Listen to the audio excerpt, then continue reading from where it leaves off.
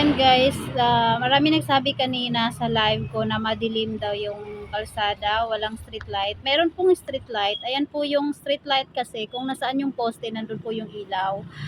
So yung nabangga kanina ay dito siya.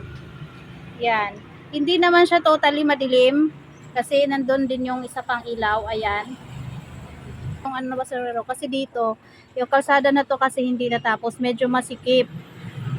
Kaya alanganin siya, sumabit yung motor. So hindi siya totally madilim kasi ayun yung street light na isa, and then yung isa andon.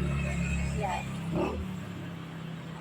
Hindi talaga siya madilim. Hindi lang siya masyado makita kanina sa ano ko, sa video ko. So dyan, yan, dyan tinatapon yung basura kapag kagabi kasi sa umaga pinipick up yan ng ano, truck, garbage truck.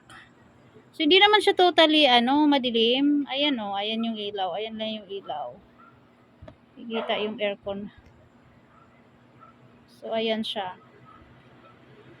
Hindi talaga siya madilim. Ayan. Kaya lang, yung kinalalagyan nung